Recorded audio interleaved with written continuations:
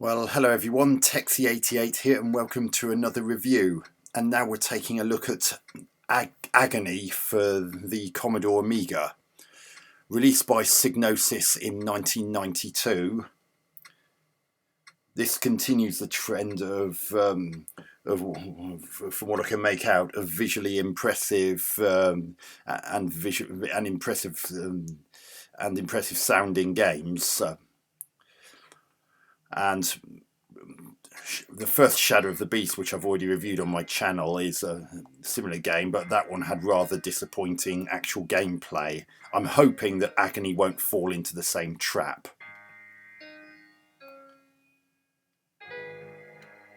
As you can see there's some really impressive graphics.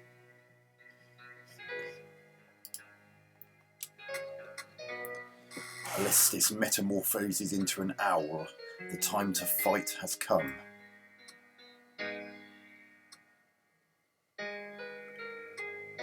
So, as you probably guess, you play as a character who's metamorphosized into an owl. And according to screenshots I've seen, the owl is very reminiscent of that used in the Psygnosis, as the Psygnosis logo. God, those pictures are gorgeous. I just really hope that this isn't another case of style over substance, the way Shadow of the Beast is.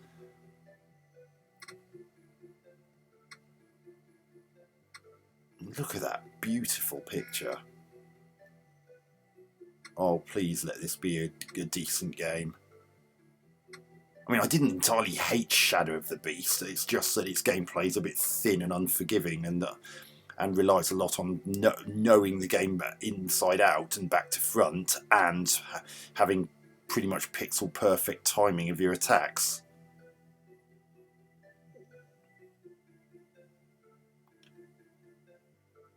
Music's very nice as well, so I'm certainly not going to knock the music and graphics that I've experienced thus far. Oh my goodness. Oh, look at that beautifully animated owl.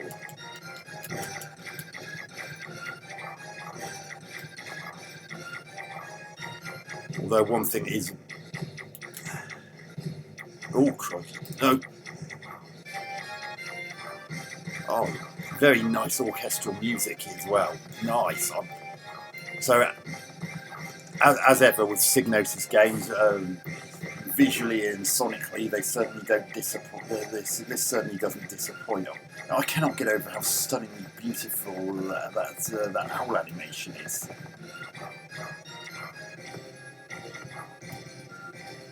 Right, powered up my weapon. So you've got weapon power up. So what we have here is basically a horizontally scrolling shoot 'em up.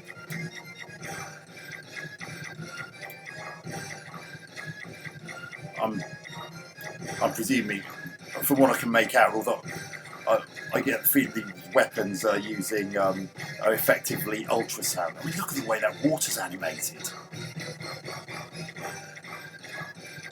It doesn't look that impressive now, and the noticeable repeating patterns, which are commonplace even in animated films of that era, are noticeable. But for a game from 1992, I'm certainly not. Oh.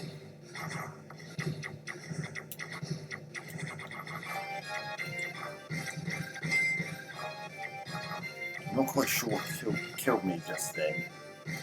Oh.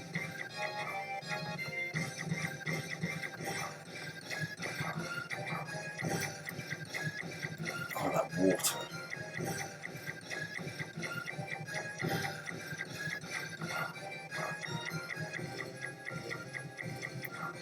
Well, I am sort of enjoying this. I don't entirely love it, but so far for a game from 1992, it's not too bad. It's certainly not thin game. It's certainly a far cry from the unforgiving nature of Shadow of the Beast.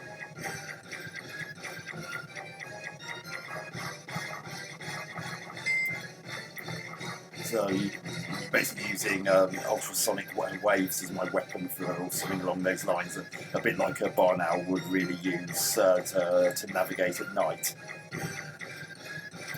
Oh god, there's some really impressive stuff in here. Oh,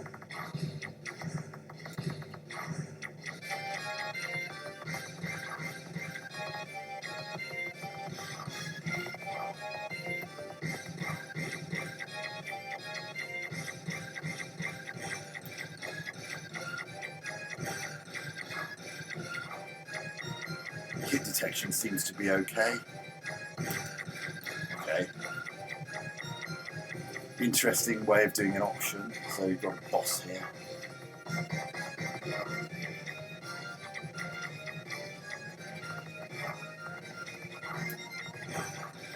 Well, it's good that they managed to come up with something a bit different to the usual types of options that you get in shoot 'em ups.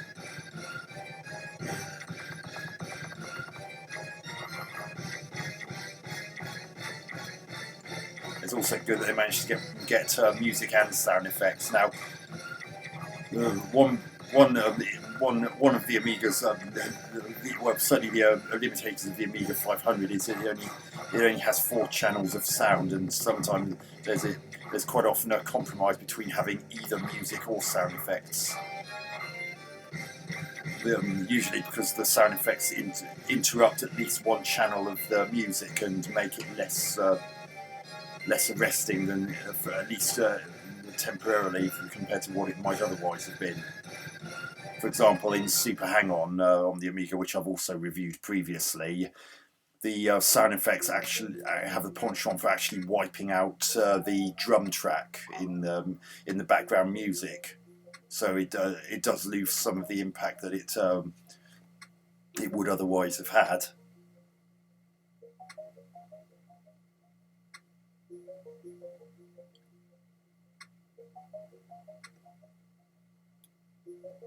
I mean, some people came up with some clever techniques to get around the 4 channel sound limitation by having sound samples that are effectively like mini chords, which make it sound like there are more channels than there actually are.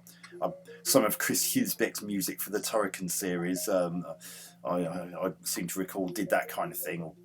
Although I can imagine that programming music in that way could be quite time-consuming in the tracker programs that I believe they would have used at the time.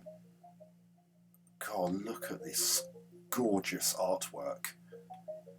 It's when you see this you realise just why the Amiga had such a cult following that it ultimately did. I still think it's a great home computer for its time.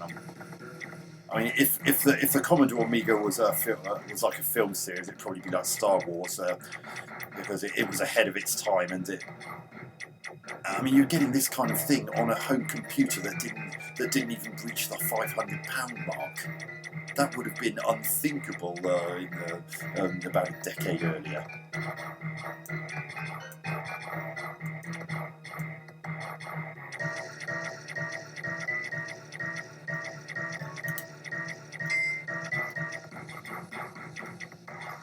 Nice and parallax scrolling as well. Perhaps not quite as many layers as in Shadow of the Beast, but if it means you get at least a bit of a more engaging game in the process, then I'm not going to massively knock it.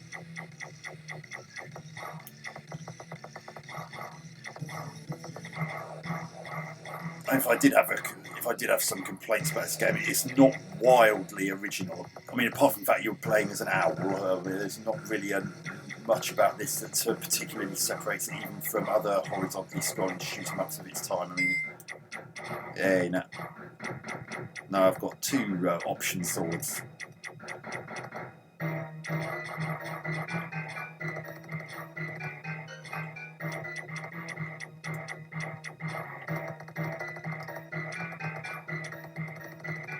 I believe the game Apidia came out around the same year as this, and I hate to say it, I actually felt that game was better than this.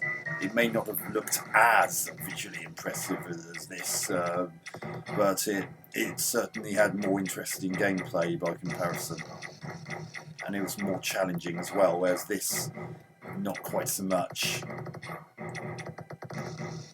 But this is still worth a look. You could still quite enjoy it. I mean, it's another case of I don't hate it, but I don't particularly love it either.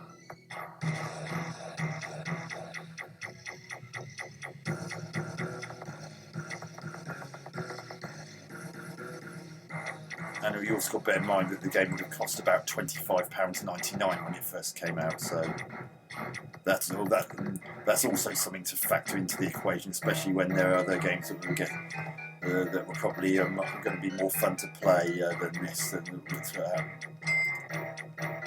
This does seem a rather easy.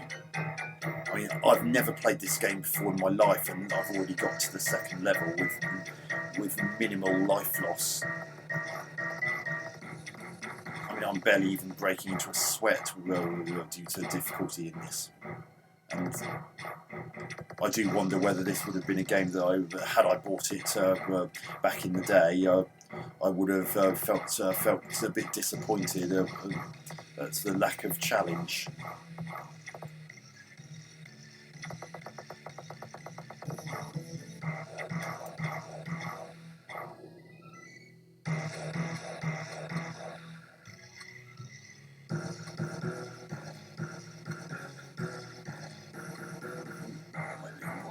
Anyone who's watching this is probably going to be delighted at the quality of the visuals, especially for the game of its time, and the quality of the music and sound. And I'm not going to mince my words; they are both very impressive.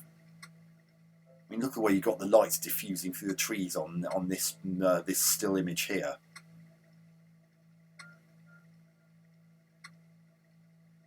And you've got that little sound effect of the trickling water in the background, if you listen carefully.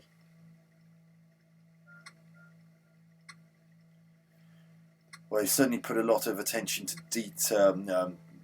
to presentation detail in this game, if nothing else.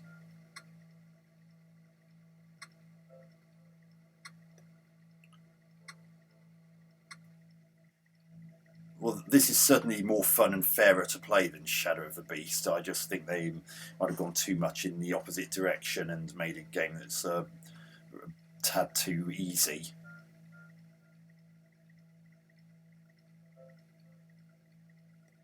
It could potentially be one of those games that you played for a while and could play until you finished it.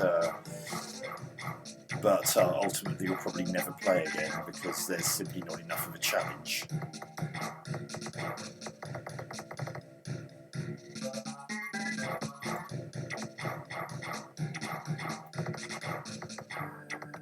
But overall, the actual experience of playing the game's okay. It just could have done with being harder. This way I'd probably find getting completely mullered by something I wasn't expecting. I can just imagine that happen.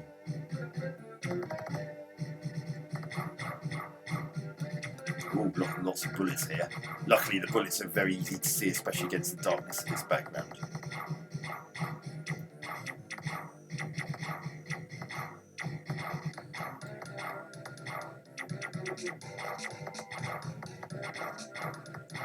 So we're talking about, I've already discussed the graphics and sound, and gameplays were pretty straightforward. It is one of those games you can pretty much pick up and play. Oh god. It is one of those games, that is a nice effect, I have to admit. It's one of those games you can pretty much pick up and play, so... And as is quite often the case, you lose with these games. You lose some of the power-ups you've amassed. It is starting to get a little bit tougher now.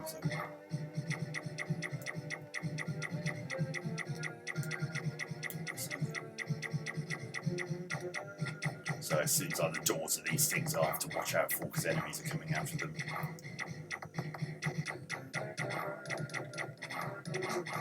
I think right, I'm going to end the review there. It's probably just as well that I died there because I get the feeling you'd be seeing a lot of the game in just one review. So that's Agony by Psygnosis for the Commodore Amiga. visually arresting and and a game with impressive audio and superb orchestral music accompanying it. But while the game's not a total dud, it's if you can ignore the fact that you play as an owl rather than a spaceship or something more run of the mill, there's not really a massive amount to separate it from other similar superior horizontally scrolling shoot 'em ups that came out around or at the same time. Graphics are very beautiful, and you saw how stunningly beautiful the animation on the barn owl that you control is, and I can't fault the graphics at all. Everything has a nice mood and feel to it visually, and there are impressive things like that beautifully animated water effect in the bottom area of the first level. It's not a titchy tiny play area.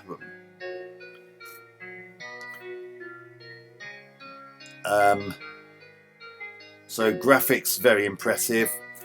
Sound, well, you got some noticeable sound effects, and